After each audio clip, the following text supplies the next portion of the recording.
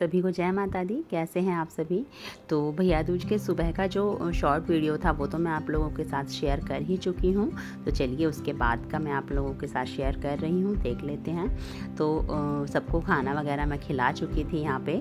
उसके बाद में फिर मैं रेडी हो गई हूँ और फिर रेडी होने के बाद में फिर तिलक करवाया। सभी दीदियाँ आ चुकी थी तो पहले खाना खिलाया, उसके बाद ही हम लोगों ने तिलक किया।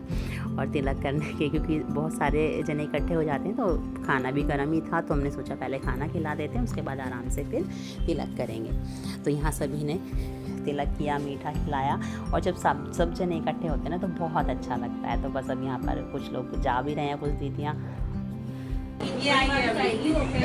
हम पास वाले ना तो इसलिए आराम से आते हैं। और कुछ लोग आए थे और कुछ लोग जा रहे थे। बस जाने का टाइम हो गया, सब लोगों को अच्छे से विदा किया और खाना वगैरह पहले ही खिला दिया था। उसके बाद में सब लोग चले गए थे और फिर मैं भी फ्री होके मैं भी भाई के यहाँ जाने के लिए निकल गई थी। तो हम लोगों को शाम ही हो गई थी, लगभग 5 साढ़े 5 बज गए थे निकलने में। और फिर हम लोग पहुंच गए भाई भाभी के यहाँ पे। सब लोग बहुत वेट कर रहे थे, काफ़ी टाइम से इंतज़ार कर रहे थे क्योंकि बहुत लेट हो गए थे ना हम, इसीलिए क्योंकि फैमिली बड़ी है तो सभी को थोड़ा सा अच्छे से समेटने में, सभी को अटेंड करने में टाइम लग ही जाता है। तो बस इसीलिए उसके बाद बस हमने नाश्ता किया और फिर भैया दूज की तैयारी की, तिलक किया फिर भाई को मैंने। और ये जो त्यौहार है ना, ये बस सिर्फ एक रक्षाबंधन और भैया दूज दोनों ही बस सिर्फ त्यौहार नहीं है, ये बहुत ही कहते हैं ना दिल का रिश्ता बिल्कुल एक दूसरे से जुड़ा हुआ है कि हर सुख दुख में बहन भाई सबसे पहले वही याद आते हैं हमें। और मैं माँ से प्रार्थना करती हूँ कि सभी बहन भाइयों का रिश्ता ऐसे ही बना रहे, प्यार से हमेशा सभी का बना रहे। सब लोग चाहे जैसे भी हों, बट राखी और भाई दूज पे तो ज़रूर से ही एक दूसरे से मिलें, क्योंकि यही टाइम होता है एक दूसरे से मिलने का। वैसे तो कहाँ मिला जाता है किसी से आके। बस उसके बाद फिर मैंने जॉय का भी तिलक किया। और ये देखिए, ये इतना समझदार है ना कि जैसे ही मैंने कलावा लिया हाथ में, अपने आप इसने हाथ उठा लिया बंधवाने के लिए। बहुत ये छोटा सा था ना, तभी से मैं इसको तिलक करती हूँ, राखी बांधती हूँ और ये बहुत ही आराम से बंधवाता है। इसको खुद से ही पता चल जाता है कि हाँ मुझे अब राखी बंधेगी, अपने आप ही हाथ उठा लेता है ये बहुत ज़्यादा। और जाने के बाद भी ऐसे बहुत प्यार करता है ये। बस उसके बाद में फिर मैंने भतीजियों का भी तिलक किया और फिर मैं ये आपको दिखाती हूँ भाई भाभी का जो कमरा है। इसमें पूरे कमरे में आप देखेंगे कि महाराज जी की, राधा रानी की, कान्हा जी की, सभी की बस फ़ोटो तस्वीरें यहाँ पे लगी हुई हैं। और इस कमरे में इतना सुकून मिलता है ना बहुत। ये महाराज जी के चरण पादुका हैं।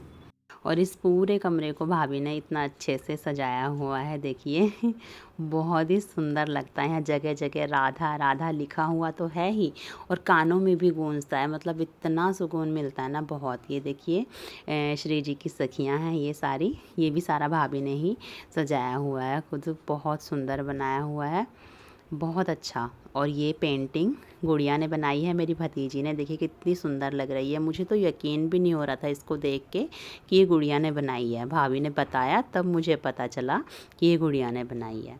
और ये राधा नाम भी सब उसी ने बनाए हुए हैं। और ये देखिए ये जॉय भी यहीं बैठा है। बस उसके बाद में हम सब ने खाना खाया। खाना खाने के बाद में थोड़े से गप्पे लड़ाए, बातचीत की आपस में बैठ के।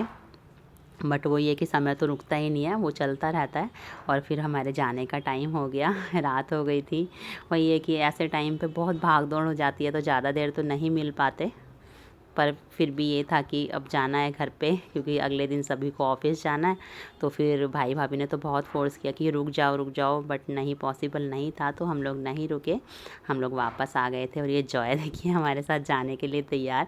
इसको तो इतना क्रेज़ होता है ना, इसको पता चलता है ना तो जैसे ही हमारी गाड़ी में जाके बैठ जाता है ये, और फिर निकलता भी नहीं है वहाँ से। इस बार तो इसको वहीं पर रोक लिया था तो बालकनी से देख रहा था। कई बार ऐसा हुआ है कि गाड़ी में से निकलता ही नहीं है ये, बहुत ज़्यादा। और यहाँ पे अमित जी की वीडियो कॉल आ गई थी तो उनसे बात कर रही थी मैं।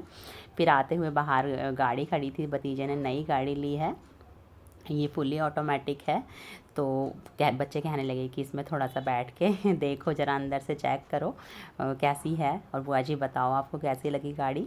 तो गाड़ी बहुत अच्छी थी, अंदर से बिल्कुल अलग लग रही थी। बच्चे पूछ रहे थे कैसा फ़ील हो रहा है, तो मैंने कहा ऐसा लग रहा है जैसे एरोप्लेन में बैठे हैं, इसकी सीट वगैरह वैसे ही लग रही थी। फिर ड्राइविंग सीट पे बैठी थोड़ा सा और थोड़ा सा स्टेयरिंग को मूव किया, बस अच्छा लगा सब कुछ, मतलब बिल्कुल फीचर्स सब इसके अलग हैं। उसके बाद बस हम लोग निकल दिए घर के लिए, काफ़ी रात हो गई थी, 11 बज गए थे। तो बस ये थे कुछ पल भैया दूज के। तो वीडियो अच्छी लगी हो तो लाइक शेयर कीजिए। बाय बाय, जय माँ।